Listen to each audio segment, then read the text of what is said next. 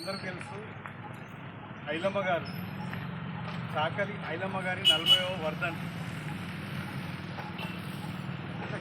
ఎన్నో సంవత్సరాల నుండి ఆమె గురించి మనం తెలుసుకుంటున్నాం. ప్రభుత్వాలు కూడా ఈ మధ్యనే అధికారికంగా చేయడం కూడా జరుగుతుంది, సంతోషం.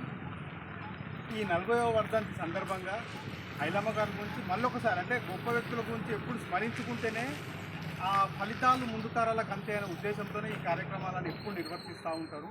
అందులో భాగంగా ఈరోజు మనం వర్ధంతిని జరుపుకుంటున్నాం. జయంతిని గర్వంగా ఘనంగా జరుపుకోవాలి.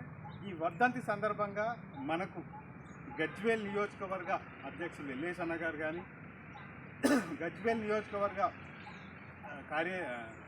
క్యాషియర్ గారు నరసింహులు గారు కానీ, అదేవిధంగా మన గజ్వేల్ పెద్దలు శివరాజయ్య గారు కానీ, రాముల మామనే కానీ, మలయ మామనే కానీ, అదేవిధంగా అందరూ పేరు పేరున అన్యదా భావించకుండా ప్రతి ఒక్కరు అందరూ ఈ కార్యక్రమానికి హాజరయ్యి వారందరికీ కృతజ్ఞతలు. గజ్వేల్ సంక్షేమ సంబంధం ప్రధాన అంశం ఒకటి, ఐలమ్మ గారు ఎవరు, ఎందుకు ఇంత ఈ రకంగా మనం జరుపుకోవాల్సిన పరిస్థితి ఏర్పడింది. ఒకటే అంశం. ఐలమ్మ గారు అతి సాధారణ కుటుంబంలో మనలాగానే జన్మించిన తల్లి.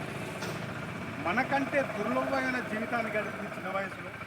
తన వివాహం తర్వాత అత్తగారింటికి పోయిన తర్వాత సమాజంలో ఈ వర్ణ వ్యవస్థ, అట్టడుగు వర్గాలపైన జరుగుతున్న అన్యాయాలపైన చూసి బాగా చెలించి, మనము కూడా ఎవరైనా సరే పుట్టుకొకటే మరణం ఒకటే, అంటే వాళ్ళు చేస్తున్న కార్యాలను బట్టి మంచి చెడు అని నిర్ణయించబడతారు తప్ప జన్మతా ఎవడు చెడ్డవాడు కాదు, గొప్పవాడు కాదు, మంచివాడు కాదు, చెడ్డవాడు.